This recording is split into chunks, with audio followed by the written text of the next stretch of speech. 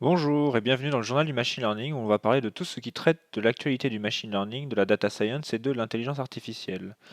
Le journal sera composé de deux parties. Dans la première, nous allons traiter de sujets généraux, sujets de société, cas d'application, levée de fonds, etc. Au sommaire aujourd'hui, dans la première partie, nous parlerons de biais dans les données, leur impact, de reconnaissance faciale et d'animation de photos ou de visages à l'ère de Generative Adversarial Networks. Dans la seconde partie, nous parlerons d'outils pour le praticien du machine learning et d'articles scientifiques, donc de mode collapse dans les conditional GAN et de l'article Few Shot Adversarial Learning of Realistic Neural Talking Head. Une récente étude publiée par Facebook montre que des systèmes d'apprentissage entraînés à reconnaître des objets sont bien moins performants à identifier des objets provenant de pays en développement que de pays industrialisés. On peut voir sur l'image que les produits provenant du Népal ou des Philippines ne sont pas bien catégorisés, contrairement à des pays comme les États-Unis ou l'Angleterre. Ce genre de problème récurrent est notamment causé par un manque de diversité dans les jeux de données. En effet, les systèmes à base d'apprentissage ne marchent bien, pour le moment, que lorsque les données qu'ils analysent ressemblent aux données vues pendant leur entraînement. Des cas semblables ont déjà été rapportés où des systèmes ne marchaient qu'avec des personnes de couleur blanche aussi. C'est pourquoi il est important d'avoir à sa disposition des jeux de données suffisamment riches et variés pour éviter d'avoir des systèmes pouvant faire de la discrimination.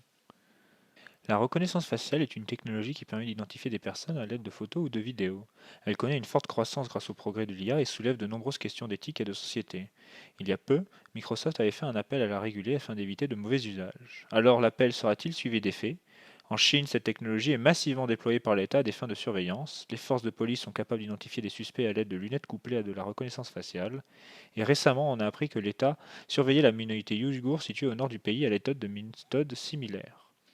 Des membres de Reddit ont aussi découvert une publication scientifique visant à développer des techniques d'identification de minorités. Alors, un tel usage sera-t-il cantonné à la Chine et quelques autres pays, ou est-ce qu'il va se développer dans la majorité des villes du monde entier? Il faut savoir qu'en France, la ville de Nice a récemment testé la technologie de reconnaissance faciale lors de son carnaval. San Francisco, quant à elle, va dans le sens opposé en ayant interdit son usage, arguant de problèmes de biais et de discrimination potentiels. En effet, il n'est pas rare que ces technologies fassent des erreurs, ce qui peut avoir des conséquences bien réelles sur la vie de personnes. Application maintenant. Des chercheurs ont utilisé du machine learning pour trouver les conditions optimales de culture de basilic et ainsi améliorer leurs propriétés gustatives.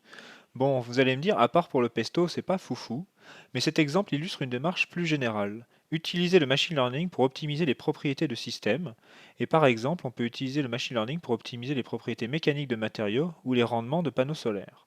Ces méthodes sont aussi utilisées dans l'industrie pharmaceutique pour la recherche de molécules ayant des propriétés pharmaceutiques intéressantes. Vous avez probablement entendu parler des GAN ou Generative Adversarial Networks, systèmes à base de machine learning qui permettent de générer des images après avoir été entraînés à imiter au mieux des images issues d'une base de données.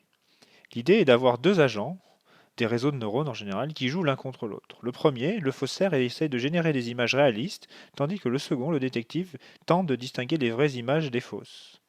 À force de les entraîner l'un contre l'autre, on finit par obtenir un faussaire capable de générer des images réalistes, et ces systèmes ne sont pas limités qu'aux images, on peut les utiliser aussi pour les vidéos. La startup Vue.ai propose d'utiliser ce genre de technologie pour générer des designs de vêtements et vient de lever 17 millions d'euros. Ces systèmes à base de GAN permettent aussi d'animer des visages à partir de quelques photos seulement. Des chercheurs ont montré qu'il était possible d'animer le visage d'une personne à partir d'une dizaine d'images statiques et les résultats sont incroyables. En bas à gauche, on peut voir la personne contrôlant l'expression et en bas à droite, le résultat. Il est aussi possible de faire le même travail sur le visage de personnes différentes que soi et les auteurs se sont amusés à animer des visages de célébrités décédées.